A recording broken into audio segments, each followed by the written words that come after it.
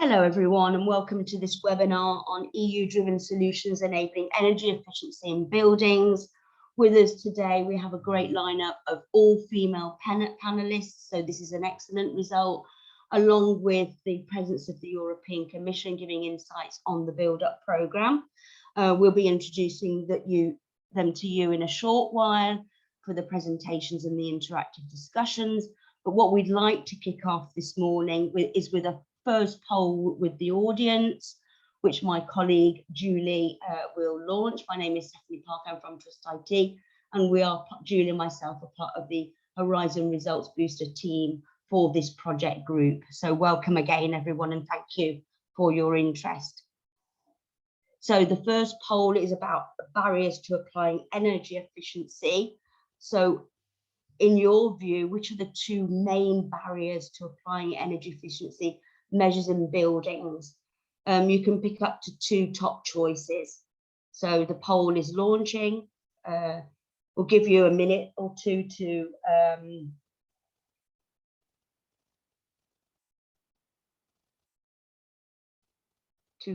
give your responses, and then we'll launch the results live. So thank you everyone for polling today.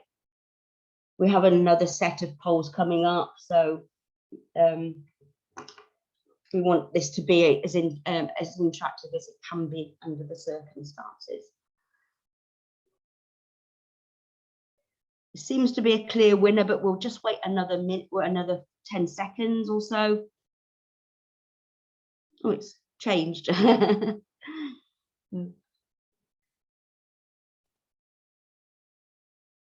So the choices are lack of skilled workers, lack of trust, lack of financial resources or access to them, lack of awareness in terms of energy efficiency potential, and lack of certainty in the current economic and social climate.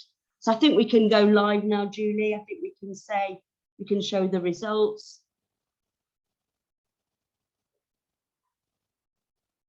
So there we have it. So in the two top challenges are lack of financial resources or access to them, and lack of awareness in terms of energy efficiency potential.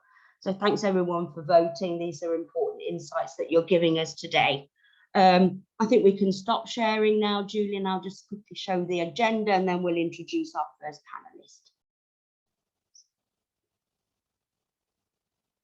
We can close it, Julie. Want to share the results and then we'll close.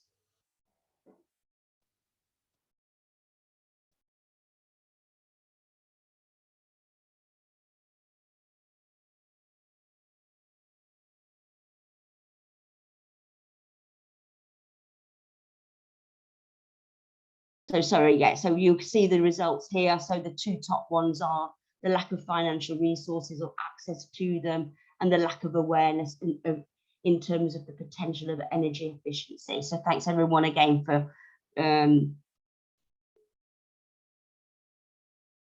polling, and we'll close that now. So this is the great the lineup we have this morning. So we will have Zoe Wildiers from CHINEA at the European Commission, giving us some insights into the build-up skills programme, and then we'll move on to our three host projects: Construi 2020 Plus, Go Safe with Esi, and Construction Blueprint.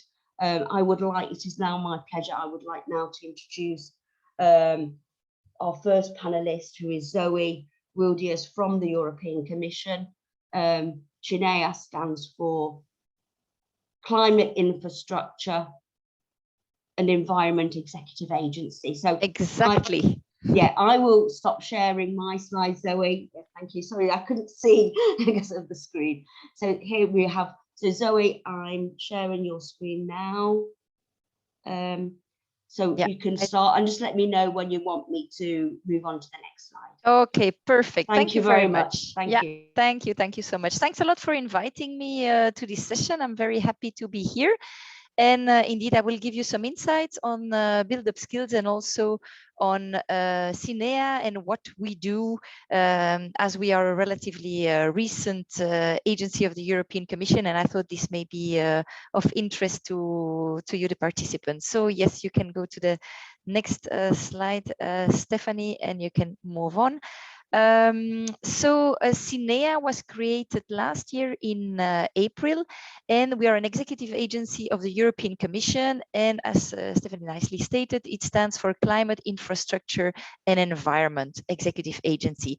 And we also like to call ourselves the European Green Deal Agency, because the programs implemented by the agency are largely contributing to the implementation of the Green Deal, which is the roadmap to make Europe's economy sustainable. So it aims to boost the efficient use of resources, as you know, by moving to a clean circular economy, to cut pollution, to restore biodiversity, and to achieve overall the climate neutrality by 2050. So if you go to the next slide, you will see the programs that SINEA is implementing. They will appear one by one.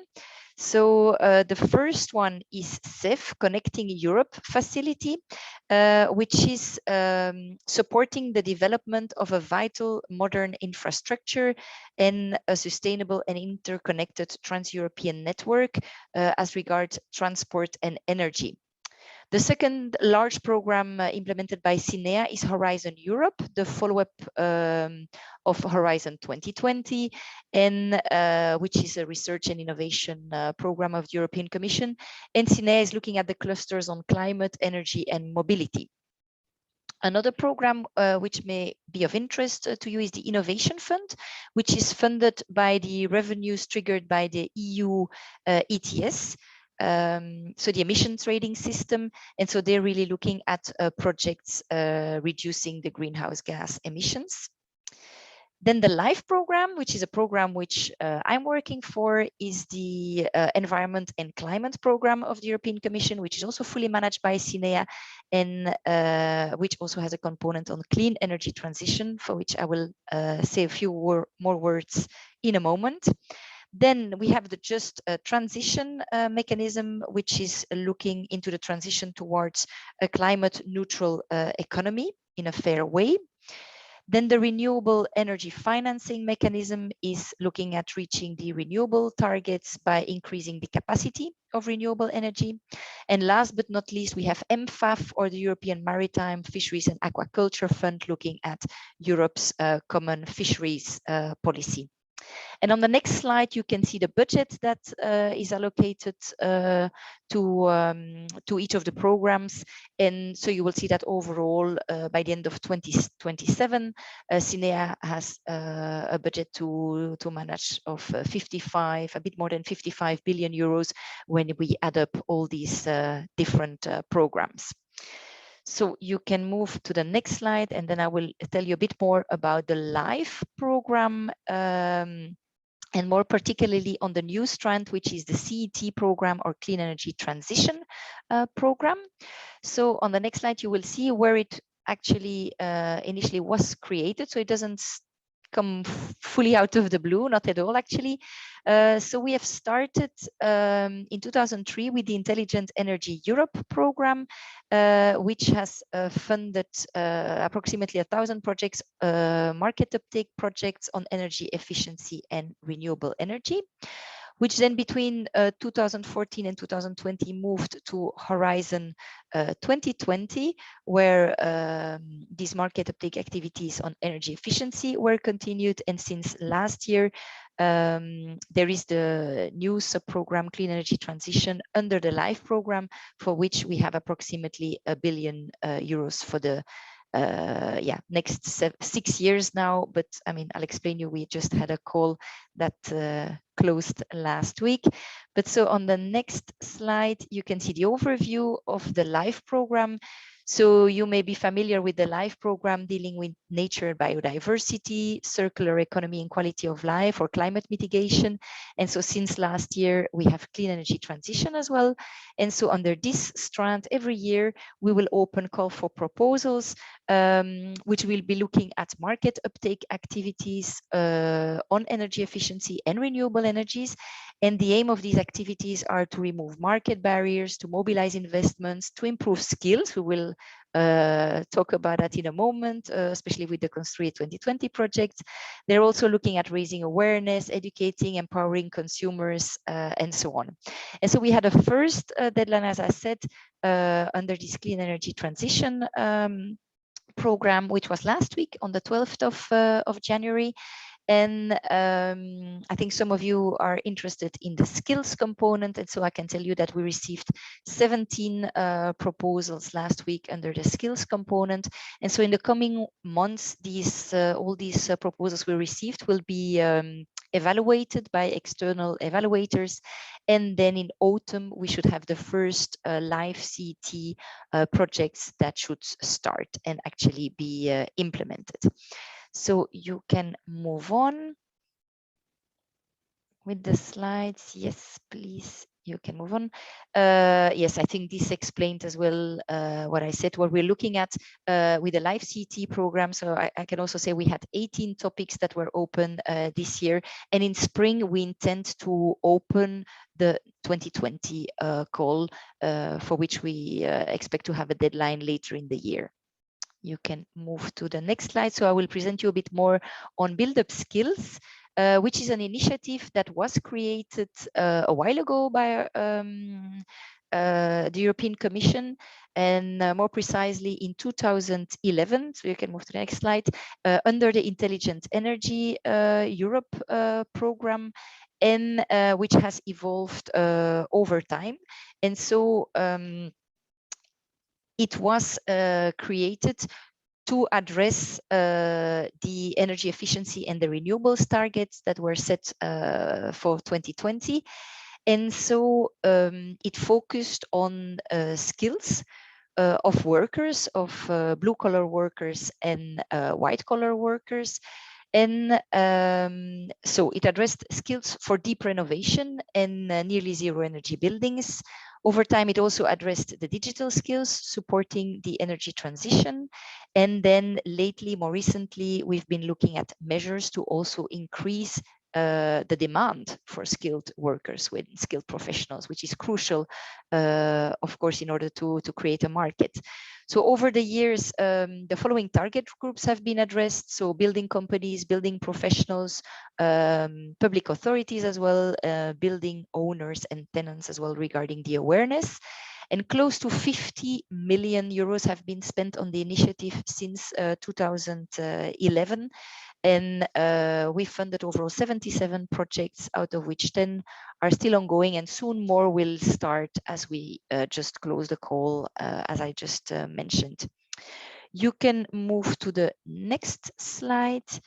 Yeah, where you can see the journey since 2011. So initially, when we started, we were funding national projects in which we gathered relevant stakeholders from the construction sector, also the energy sector and the training sector. And so actors were coming together and were making a skills analysis. And then we're asked to address this skills gap through the setup of training and qualification schemes, in a first time for blue-collar workers, and then later on with H2020 also white-collar worker got addressed through the training schemes that were funded under Build Up Skills. And later on, also, as I mentioned, the demand side was addressed in order to trigger more demand for qualified blue-collar workers and white-collar workers. And so under the 2021 call, which I said that closed last week, we again are looking at an updated strategy with a view to 2030 and the updated targets. So these projects, as I said, will be funded under the LIFE program. And then I have a last slide I would like to present to you, in which you can see the first page of a report, which is actually a results pack on construction skills, which gives a nice overview on the projects that have been funded under the Build Up Skills initiative. And you can download it there at the hyperlink, and it's available in 6 European languages. So have a look and continue checking what we do under Build Up Skills. And I will leave it here. I'm very interested to listen to what the panelists will have to say on the 3 projects that will be presented today. So thank you very much from my side. Thank you very much, Zoe. That was excellent, an excellent insight into the important funding streams that have been and will continue to be available to innovate and in the transition towards the green society. We can share the link that you just showed us on the construction report in the follow-up message to our participants. So we'll be happy to do that. I will now stop sharing and pass the floor to our first panelist, who is Esther Rodriguez from the Construye 2020 Plus project. She will be talking about the skills in the construction sector. So the floor is yours, Esther. You can start sharing now.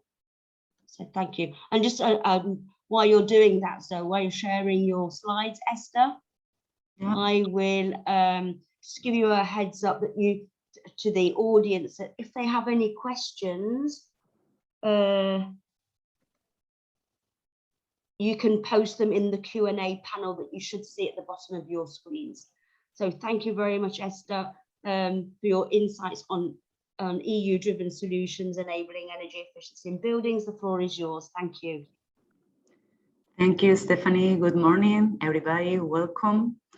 First of all, thank you for your interest in this webinar. And I would like to thank also to Horizon Results Booster for having found these synergies among these 3 projects. And finally, I would like to thank Zoe Williers to participate in this webinar.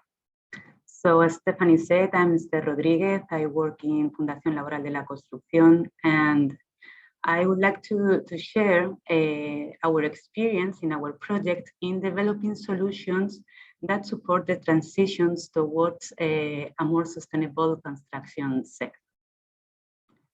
So I would like to start with some important data. You can see in the screen screenshots that comes from SOER 2020 report, that it's an environmental assessment undertaking in Europe that says that when it comes to the European situation and it assess the greenhouse gas emissions and mitigation efforts and renewable energy sources, it says that the target goals for 2020 has been achieved and partially achieved when it comes to energy efficiency, but it's forecast that the 3 of them will not achieve in 2030 and 2050 if we don't develop urgent actions. And all of us know how the construction sector is to achieve these target goals. And in our project, Construye 2020 Plus, that is a follow-up of Build Up Skills initiative that we mentioned before. Fundación Laboral de la Construcción coordinated this initiative in Spain from 2011 to 2016. So Construye 2020 Plus wants to contribute the meeting of these environmental goals for the training approach, because it's necessary that new efficient and sustainable materials and construction solutions should be installed by upskilled workers in green skills. And this is crucial also in this renovation wave that it's been funding from Europe. So I will not say much about the partnerships and the project itself. The framework is Horizon 2020 program. It's all included in the previous presentation that Zoe made before. That I think it's important to highlight that we are a whole Spanish partnership. We are private public entities that work in the field of construction sector from 3 main different fields, from vocational educational training field, from energy, from construction. And just to mention that 3 ministries are involved in this project: employment, vocational training, and science. And this project finished in December of 2021. So I can show you our outcomes that concern the same 3 fields, that it's very related to all the training approach. So from the vocational training side, we have developed and updated 8 courses promoting green skills. 2 of them are cross-cutting and teach basic and intermediate green skills for blue and white collars. And the other 8 deal with advanced green skills, and they are focused on 3 important traits in construction sector. And in addition to this, and this is the outcome we are proudest of because of its huge impact in Spain, we have established the energy audit qualification. It has passed all the steps formally required by law, and it's pending inclusion in the National Official Gazette. And following with the energy side, we have carried out a dissemination campaign to raise awareness in energy efficiency with a view to increasing the demand of renovation works with energy efficiency criteria. It has developed online, but with a regional approach. And last but not least, from the construction side, we have provided to the sector with 3 reports, a training roadmap, a recommendation for small and medium enterprises, and a prospective analysis that introduce profile needs in the sector. And in addition to this, we have developed a green skills certification scheme. We have developed 3 kinds of green tags. This is the name, and it has 3 levels: basic, intermediate, and advanced. And workers can achieve them through passing our training courses or passing our experience validation process that it consists on an exam with theory and practical issues. So after finishing, after having finished our project, if I had to highlight the best issues or the most important issues that have happened, I would say that COVID brought us the need of change, to change all the face-to-face activities, because we were supposed to have face-to-face pilots. This campaign, raising awareness, should be a big bus traveling across all the country. It could never happen, but we had to change our mind and find solutions in a context of uncertainty. And I have to say that, for example, communication among partners increased. And in terms of number of skilled workers or even participants in our online events, the results have not been as bad as we could expect in 2020. And here we have some figures. For example, we counted on over 200 collaborators in our events as experts in focus groups, or as speakers in workshops, or as validators of our project outcomes. And over 800 people attend our dissemination events, promoting the benefits of the energy efficiency. And we are very, very happy with these figures. We think that this is due to three main factors. The first of them is the national scope of the project. The second is the participatory methodology with the use of quintuple helix methodology.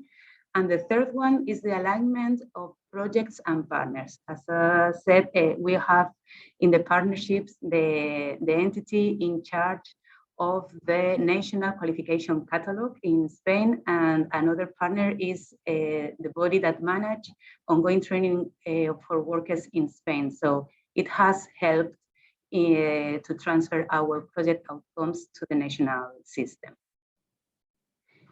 Here you have some pictures taken during the beginning of the project, because the rest of pictures are screenshots from Teams meetings, so they are not so beautiful as this.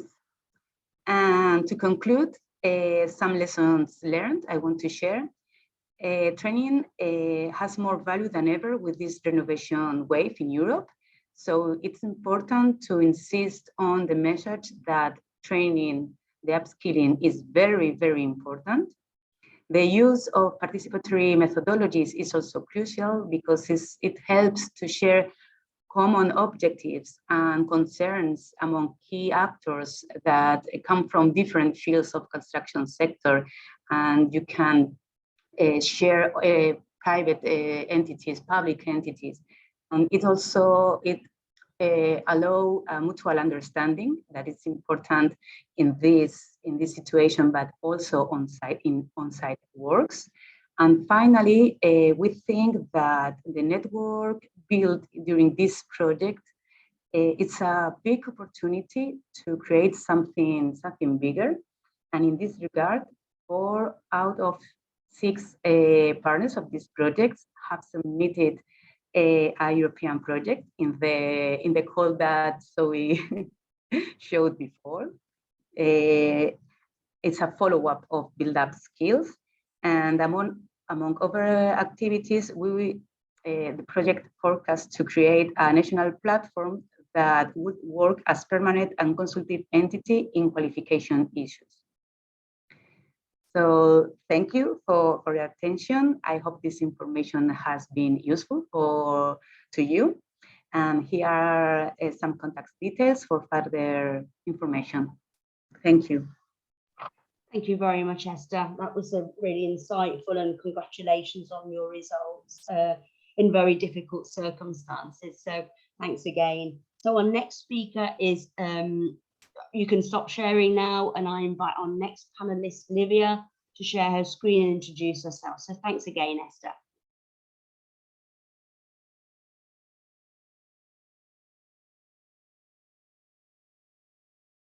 Good. Yeah, great. Thank you very much. Thank you, Livia.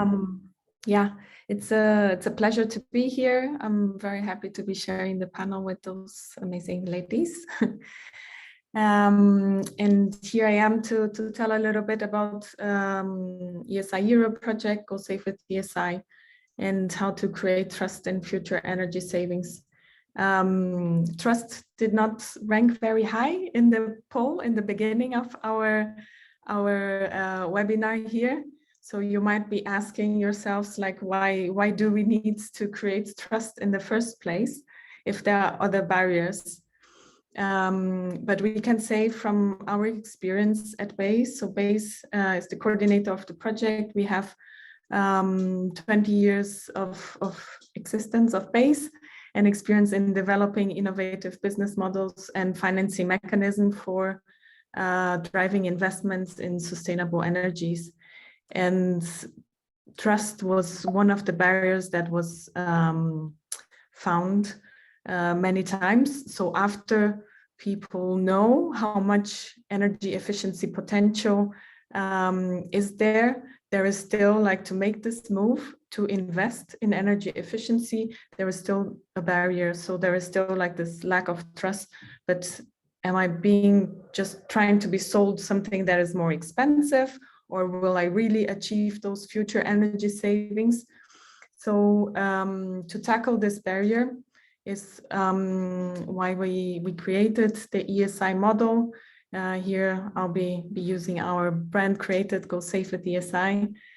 That is, to tackle, because despite the benefits that energy efficiency has, so of course it's lowering the operational cost of the companies, improving productivity and competitiveness and all of that, but with a little bit higher upfront cost on the investment that you have to make to replace your equipment or to get the new equipment with a higher performance.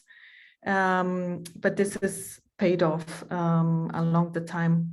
But still, if the numbers are very clear, anything that is in the future, it's very common that the decision maker in a company, in an SME, will be uncertain if that will be really achieved.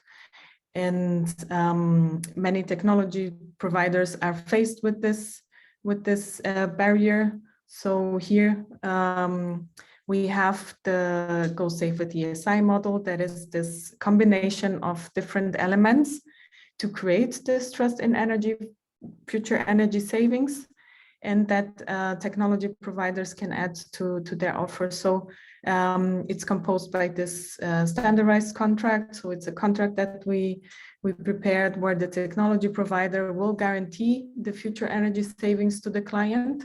And this guarantee will be backed by the insurance.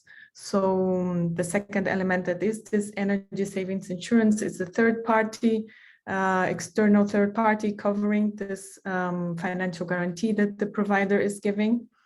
So adding another stakeholder to this offer increase the credibility and the trust in the energy savings.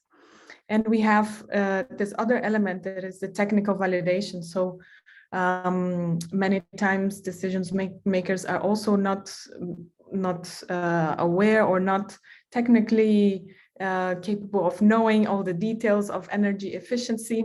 So here's where we have another external party doing the technical evaluation of the project and of the savings. So it adds another layer of trust in this future energy savings. So the Go Safe with ESI model counts with those three elements, and then also access to green financing, because many times after you're convinced, okay, now I do want to invest in energy efficiency, and where will I get the financing for it? And here we see that there are many financing instruments out there that have favorable conditions for energy efficiency investments or renewable, or funds that provides incentives and subsidies. And here's where the Go Safe with ESI model can be easily connected, because here you have all this backing and tracking that this investment is going for an energy efficiency solution. Just a little bit for you to understand how typical Go Safe with ESI process works. In the preparation phase, a technology provider will present this energy efficiency upgrade to the client, and by using the standardized contract, will offer the guarantees on the savings. They will sign the contract. The contract will be activated once the project is technically evaluated and the insurance company issues this certificate of the savings guarantee. So the provider can move on to install the equipment. There is also a requirement of a monitoring system to be installed in place. The validation entity goes again to check if all these items are in accordance to the contract, and that also marks the start of the insurance coverage. During the operational phase, so the client who paid for the upgrade and for the energy efficiency project is benefiting fully from the savings. So, and the operation is happening normally. The provider is also doing the maintenance, so ensuring that the equipment, everything is operating fine. And in a periodic time, so here we say yearly, the savings are measured and reported. So the technology provider is responsible of generating this report of annual energy savings, and the client will approve that. For the first year, the validation entity is also going to check this this annual savings report to add again another layer of credibility. And in case there is a disagreement, so in case the client does not approve this savings report, is not in agreement that the savings have been achieved, so there can be the triggering of an arbitration process where this validation entity who knows the project from the beginning will be able to evaluate and to make an arbitration if the savings were achieved or not. And that all can be used to trigger the insurance. So if the provider cannot respond, the client can be ensured that the compensation for the savings not achieved will be covered by the insurance. So this is this brief overview of what is the Go Safe with ESI process.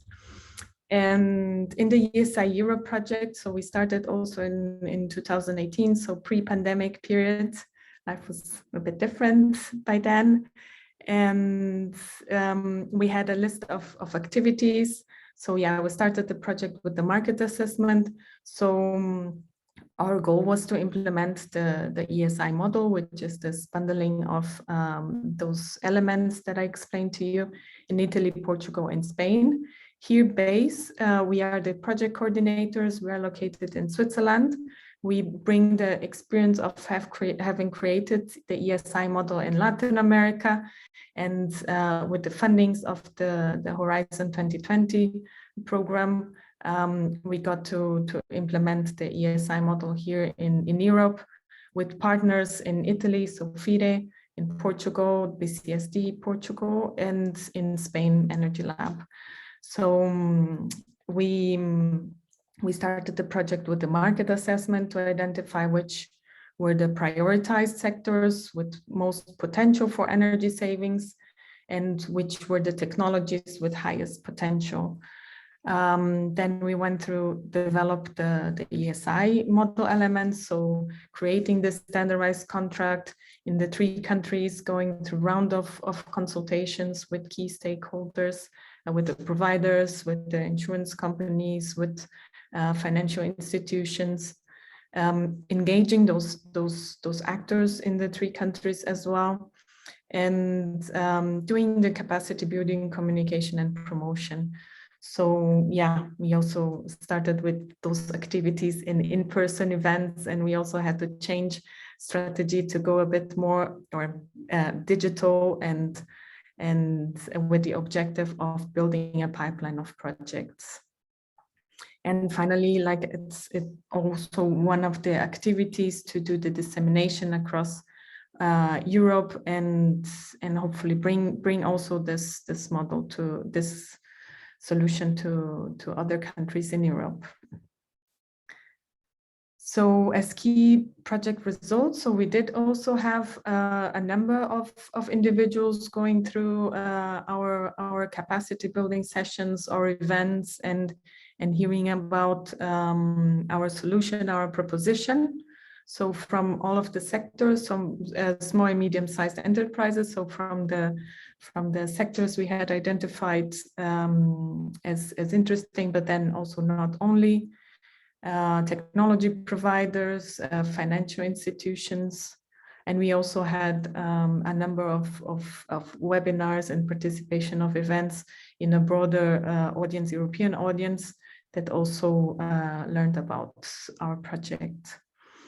We engaged key partners in each of the countries. So in Spain, we had Cese and Crédito de Cauciones insurance company, Abarca in Portugal, also operating in Italy, and financial institutions, Banco BPM in Italy, and many technology providers who saw interest in the solution. We have created the Go Safe with Esi brand, so that was not there in the beginning. So we also created this to facilitate the communication, not only of the model itself with its elements. We used to call it ESI model, and then it does not have too much of a commercial appeal to say we're selling a model. It's a bit abstract, so. We also went through this process of creating Go Safe with Esi brand, the communication material that then we shifted for digital marketing. So there were many learnings along this process. We have also created an online platform. This is developed in blockchain. As I mentioned to you, explained to you the different stages of the Go Safe with Esi, the ESI process. There are exchanges of documentation and information, and this is running through this online platform. And then blockchain also adds this layer of trust and credibility, because it's a technology that allows the tracing and tracking of each of the action, besides allowing us to think of many other future developments of those savings that are tracked in a blockchain. And finally, we have put together the Esi Europe Toolkit, which is kind of a guide, a step-by-step implementation actually of the Go Safe with Esi business model canvas, where we can further replicate the Go Safe with Esi model in other countries. So all the tips and lessons learned that we had throughout the projects are also reflected in the toolkit. And yeah, and the last point is actually that in the meantime, we also applied for other fundings for replicating or actually even expanding and improving. We have Esi Europe 2.0 on board since the end of last year. So we are bringing it to Greece, Croatia, and Slovakia. So there is a lot more to be continued with this model and program. So yeah, and this is just my final slide. This is our project, and yeah, thank you all, and I'm here happy to answer any questions you might have. Thank you very much, Livia. That was really interesting, and all of the different processes and steps that people can take, and highlighting the barrier of trust was also a key point. So thank you very much. We'll come back to you very soon for the interactive discussion. But in the meantime, it's my pleasure to invite Silvia Santos to take the floor.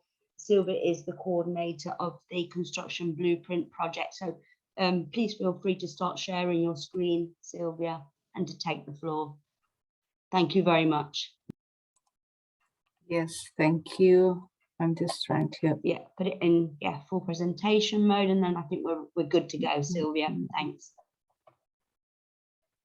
I'm sorry, but I can't put this here. Yeah.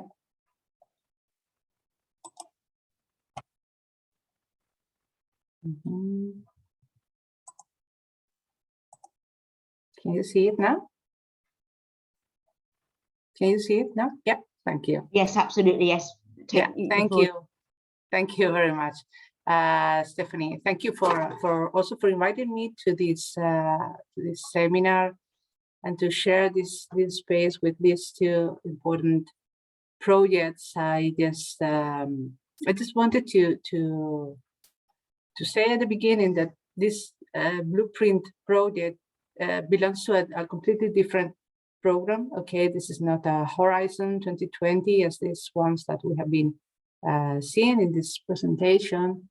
the construction blueprint project belongs to the Erasmus Plus program, okay? And since the beginning,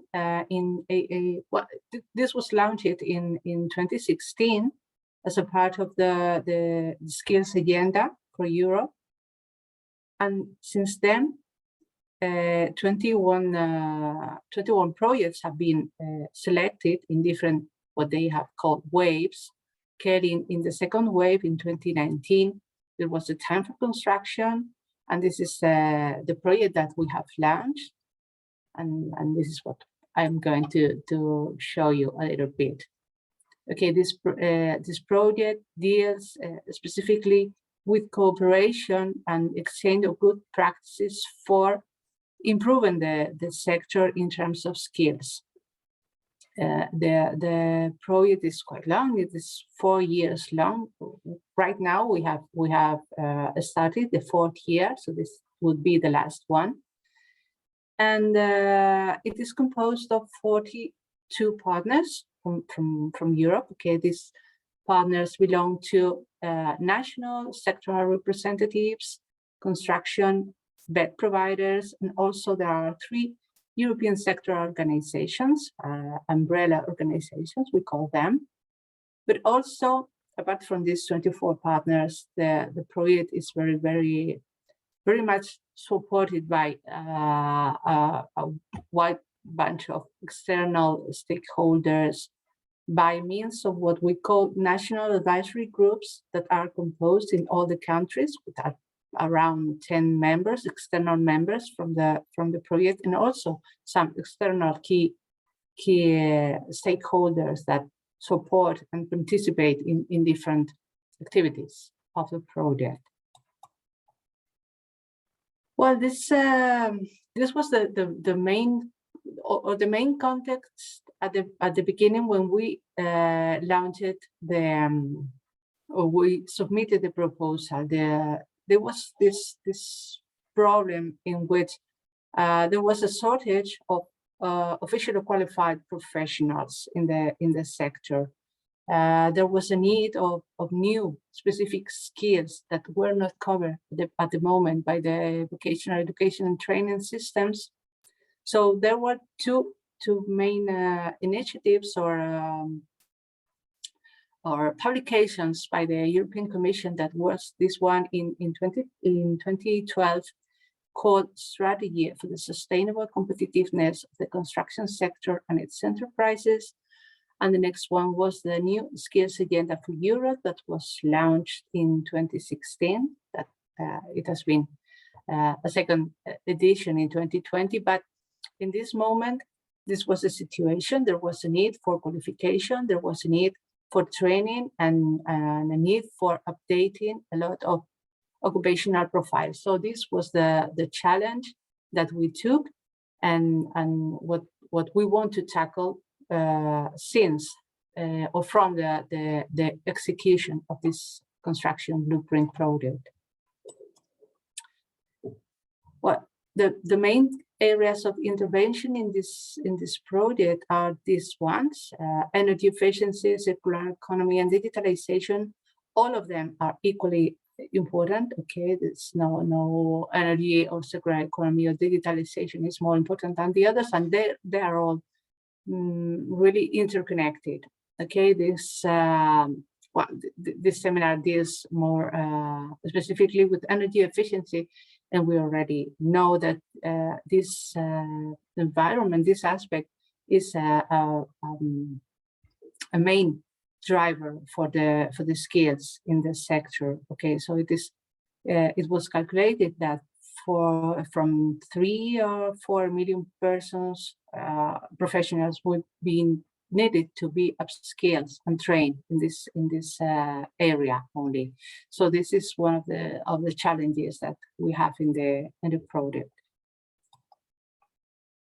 The main objective, the general objective of this project is to develop innovative instruments to address skill shortages, as I have said, and gaps, and to match the skills demand from the companies and the supply that the bed providers may offer to the professionals, okay, to the students and workers, and also to upgrade some specific professional occupations that we are going to select. We are selecting right now in terms of green and digital competencies. The target are the construction workers, of course, and the students from this environment, the construction environment, and we have focused on the EQF levels from 3 to 5. Okay, of course, the construction companies are also a target of the project, and the construction-backed providers. Well, I just said this is a quite large project, and we have a lot of other specific objectives. Some of these are this one, set up a sustainable European sector alliance supporting the whole strategy in the construction industry in Europe. We are also creating an observatory for the anticipation and matching of skills supply and demand. We are identifying European good practices dealing with skill shortages and mismatches. We are identifying occupational profiles to be trained and skills in terms of the energy efficiency, circular economy, and digitalization.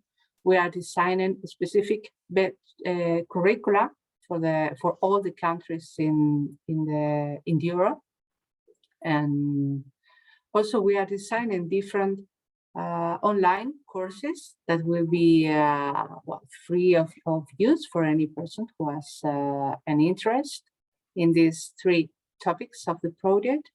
And of course, we are trying to promote the attractiveness of this sector by several campaigns that we are going to start during this year, actually. Regarding the outcomes, there are many outcomes in the project, in 4 years of project, but well, probably these are some of the main results that we can mention. The 3 that you see in the first in the upper side, the personal analysis status quo report, and the report on the skills needs analysis in the construction industry. Let's say these are the basis for the whole or the results and outcomes that we are developing in the project. These 3 are a combination of desk research and also some field research with a lot of external experts participating in interviews, surveys, working groups, and all. And this has helped us to create a big picture about which is the current state of the construction sector, and what is the future of the sector, which is what is needed right now in terms of skills, okay, in these 3 topics. Then we have a very, of course, all of them are very important, and all of them deal with the improvement and professionalization of the sector through a roadmap, an action plan, which is a kind of let's say strategic plan that we have designed, and we will propose to the main stakeholders in Europe for the improvement of the sector and the skills of the sectors. Then we have an interactive map, which includes a series of very relevant good practices that somehow deal with these skills improvements, skills needs, skills mismatch. This is already available in the website, so I invite you to look at it if you have an interest on it. Then we have an observatory. This is, let's say, more from the part of the companies. What we are doing now is we have conducted a very important survey. This has been replied by nearly 2,000 European companies, construction companies, and the idea is to know what are their needs in terms of energy efficiency, digitalization, circular economy, and the results from this first survey. There will be another edition this year, but the results of this first survey, I think they are going to be available very, very soon, probably next month. Also, we are designing training curricula, as I have mentioned before, and online courses that are the training curricula will be introduced in the BET centers, both official or formal and non-formal. Okay, and the online courses are just free of charge and free of use for the general audience. And also we will have this report on the professions and occupations that should be updated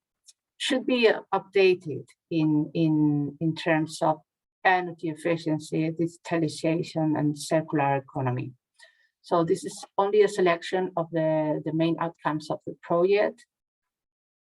And well, just as a conclusion, I have put this nice picture of what would be the construction side of the future.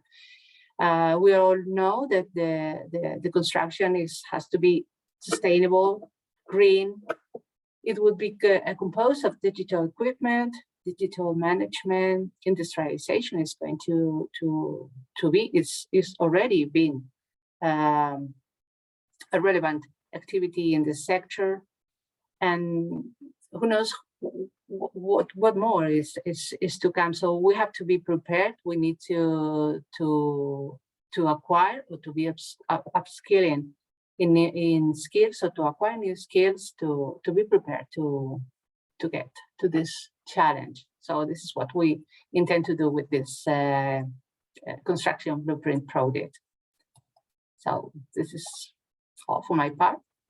Thank you very much. Thank you very much, Silvia. That was really interesting, and yet another example of practical approaches to upskilling and enabling businesses in making the transition to energy efficiency. I really like that last slide. I think it really sums up where we need to be. Yeah. So thanks very much. So we're going to launch now some polls with the participants. So you can start with the next one, Julie, and then we'll talk to you again very soon, Sylvia, when we do the interactive discussion. Thanks.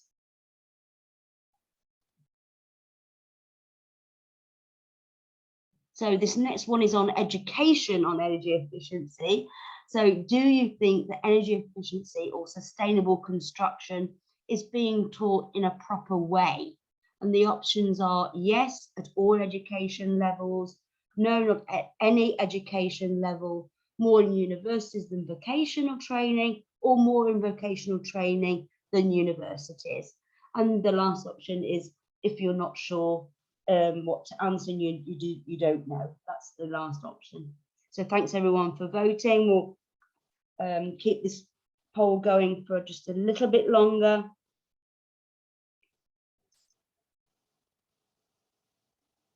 Okay. Okay, I think we can stop the poll now, Julian, and launch the results. Thanks everyone again.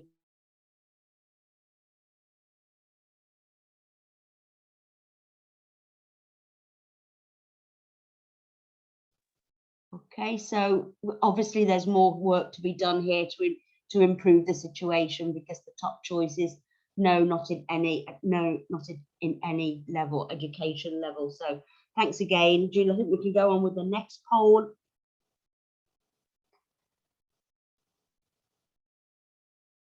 And this one is about sustainable construction. So what is needed to drive the transition of construction companies towards a sustainable construction? And again, this is a multiple choice question where we'd like to invite you to select the top two in your view or experiences. So thank you, everyone.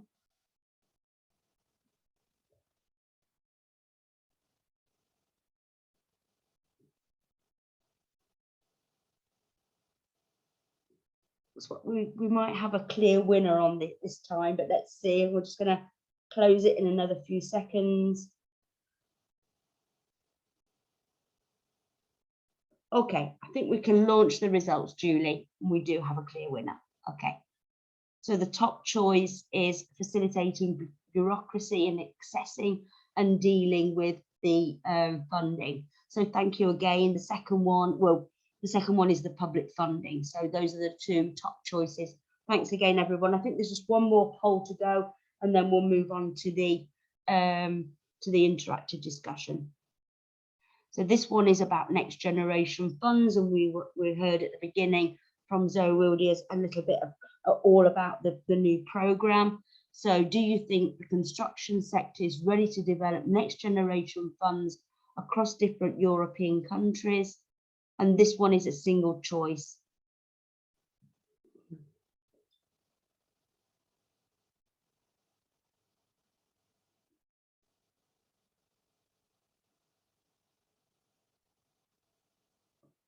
So remember, bear in mind that this is across all European countries, so across the 27 European member states.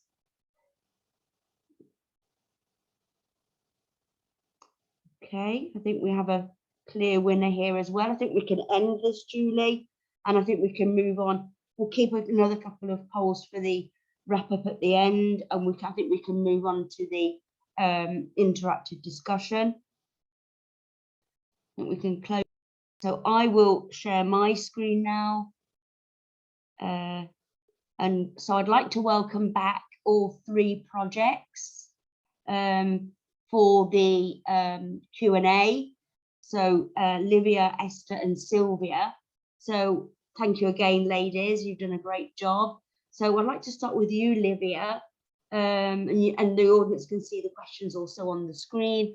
So based on your experiences in the Esi Europe project, which stakeholder groups have expressed interest in Esi and GoSafe during the life cycle of the project? Yeah, thank you for the question, Steph. Yeah, we had the interest from many different stakeholders. So yeah, like insurance companies were interested in opening like this new business line, or yeah, validation entity was also very engaged. And technology providers, those who are like the key components of the GoSafe with ESI solution, because they are the ones to use this alternative way of winning energy efficiency projects. And they showed much interest. So we had this feedback that clients were not convinced about the energy savings, or that something that is happening in the future. So they saw a great addition of the model to strengthen their business offers and create this trust. So yeah, we had throughout the 3 countries, people seeing value in the project. Thank you, Livia. Yeah, good points. Okay, Esther, the next question is for you. So this one is about practical implementation. So how easy is it to apply the skills and qualifications stemming from Construe 2020 Plus? You did touch upon this in your presentation, but please take the floor now as well for this interactive discussion. Thank you, Esther. Yes, thank you, Stephanie. So we try to very focused on our training courses. We have a look over the content and how this learning can be transferred in the work. We have tried to develop, to include within the training courses too many ideas that workers, the students should have after finishing the training, is that their work is very important, is crucial. It's crucial to the future energy consumption of the building, that their work matters. And another main thing is to give some crucial tasks and activities that they should pay attention and should perform in a perfect way. And if we have a look to the ability of the courses, I haven't said before, but we have piloted the cross-cutting courses. We achieved over 200 students. And some of these courses are included in a system that allow companies fund these courses with public funds. And of course, as I said before, regarding the professional qualification is about to be included in the national qualification framework, which it will suppose to be the framework for the formal vocational training in the education within the education ministry, but also within the employment ministry as a reference for our professional certificates. Lovely, thank you very much. Yeah, so it's important then to have the commitment at the national level through governments. So thank you for that. And our last question is for you, Sylvia. So one of the problems for scaling up renovation is the relatively small labour force to cope with the potential demand. So in your view and experiences through the construction blueprint, what actions are being taken by the project to promote training in this area in the construction sector? Thank you, Sylvia. Yeah, thank you too, Stephanie.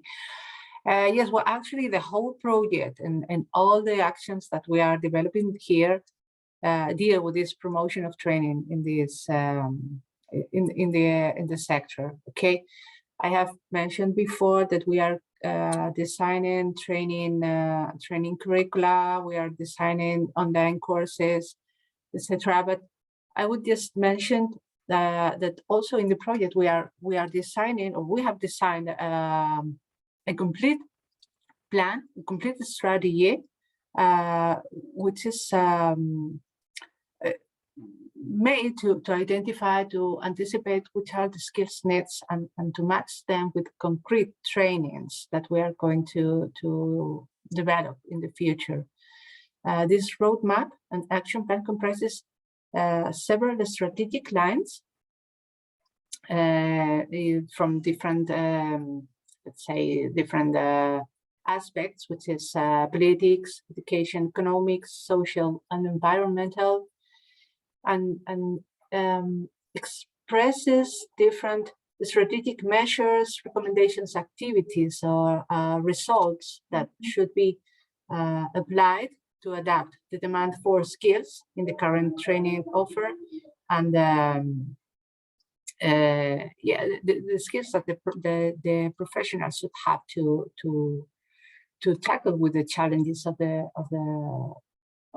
construction industry these days. Okay, so this is what it's quite important, because the let's say that some of these objectives and action will be done during the implementation of the projects, but others will be necessarily done after the project is finished. Okay, and it is it's quite important that it is not only depending, in this case, on the activity of the project partners. Okay, but this was this goes beyond. It affects a lot of external stakeholders from the public administration, government, education, and a lot of different environments, let's say.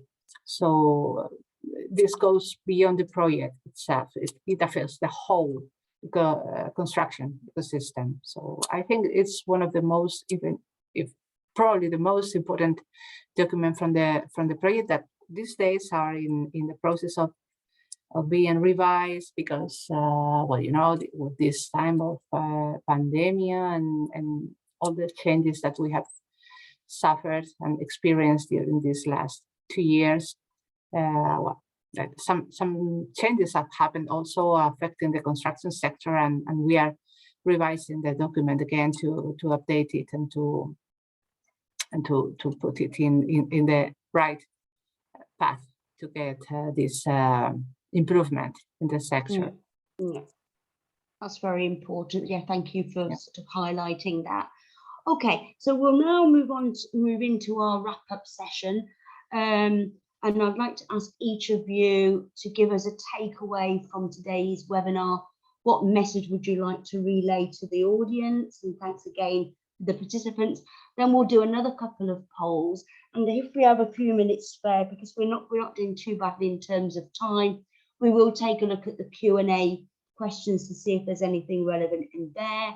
But I do need your help on that because I can't actually see them at the moment. So I would, the request is to the panelists, if there is something in the Q&A that you'd like also to answer live, just let me know. Okay, so let's start with the takeaways. What would be your takeaway, Livia? Great, thank you, Steph. Yeah, I think from what we see, not only from the Esi Europe project, but also from the other projects that we heard here today, energy efficiency is very much in need of different actions. So I don't think that there is one silver bullet, like one solution that will solve it all. But the combination of them. So yes, improved the skills of workers, but then also innovating in the business model, or like in this proposal here of the ESI. It's not the only solution available, but it is another tool that the providers and the implementers of energy efficiency can make use to bring the energy efficiency goals forward. So yeah, so happy to collaborate with many projects and many initiatives. I really appreciate that there are many efforts being done in all the fronts, and here we are with our proposed solution. Yeah, it's very interesting to see the different aspects come together. I think, yeah, the human-centric approach with the business models and, you know, real concrete actions to actually make it happen in real life. So thank you, Livia. Esther, what would be your takeaway? Thank you. I will be brave. Renovation wave is here, and training is essential for achieve the environmental target goals. And it's very important, the collaboration among all agents, because all know the objectives and we should work together. Thank you, Esther. Yeah, agree. That's a good one. Yes. And Silvia, what would be yours? Yeah, well, I just maybe repeating myself, but the conclusion for me is that there are a lot of challenges to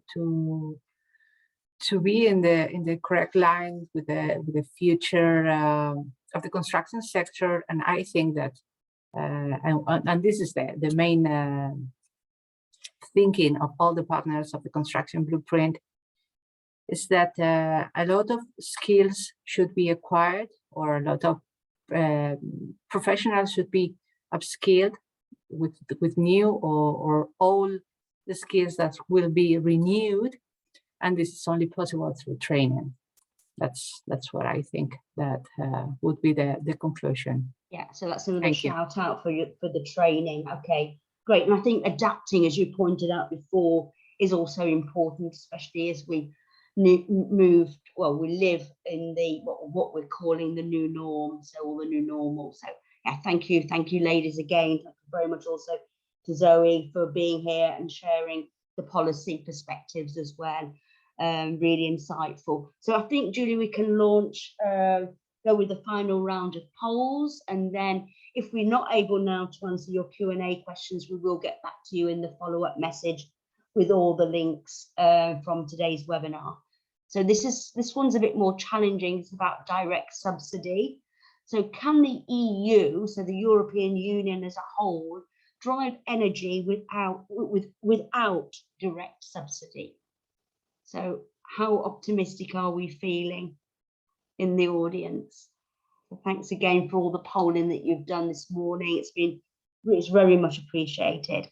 And we'll just keep this one going just a little bit longer.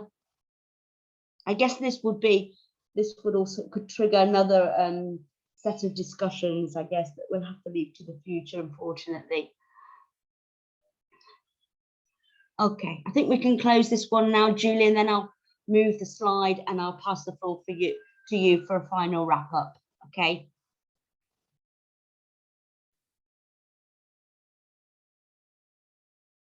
Okay. Okay. Partially. So it wasn't no, yes, definitely, but partially there is some optimism in the audience today. So thanks again. Julie, the floor is yours. I'm just going to move this. Thank you. Thank you, everyone. Again, thank you to the audience. So good morning again, everyone. And on behalf of the HRB team and the project group, we would like to thank you for joining us. And thank you to our speakers for sharing their exhaustive insights into the business enabling tools for the energy efficiency of buildings. So to keep posted for the latest updates on this initiative, visit the websites of the host projects, the Construi Plus, the Construi 2020 Plus, Esi Europe, and the construction blueprint. It is now shown on our screen. And we would like to inform you that the webinar recording and the presentations coming from our speakers will be available in the project host websites in the coming days. So keep posted on that. And on behalf of the HRB team, we are glad to be part of this webinar and the cluster collaboration. And with that, we would like to invite other research and innovation projects to join the Horizon Result Boosters. And this is an easy initiative, and please take this opportunity to broaden your outreach and improve your dissemination activities with us. And with that, visit the Horizon Results Booster website to learn more how to participate. So thank you again. Absolutely, yeah. If there are any projects out there in the audience and you'd like the support of the Horizon Results Booster to disseminate joint results, please do check out the website and make an application following the instructions there. It's not very difficult, and it is something that can be really helpful, as we've I think we've shown today. And yeah, there will also be we've also made a video of the two projects, Construi 2020 Plus and Esi Europe, so that will also be available very soon on the HRB YouTube channel and through the projects as well. So that's something else that you might be interested in taking a look at, along with a flyer that we've also produced on the joint results. And to wrap up this service, we will also be doing an article on the insights from the webinar. So we'll keep everyone informed. Thanks again for joining us. Special thanks to our great panelists, Zoe, Livia, Esther and Sylvia, and thanks to the audience for your interest in all the questions. None of the questions or comments will be lost, so if there's something we haven't covered today, we'll do our very best to get back to you with all the points. So thanks everyone, and we hope you've enjoyed this webinar and learned a lot from it. I think we definitely have with Julie, so thank you to you as well, Julie. Yeah, so thank you and goodbye everyone. Take care, stay safe, stay healthy. Bye. Bye, thank you. Bye. Thank you. Bye-bye. Bye. Thank you. Bye.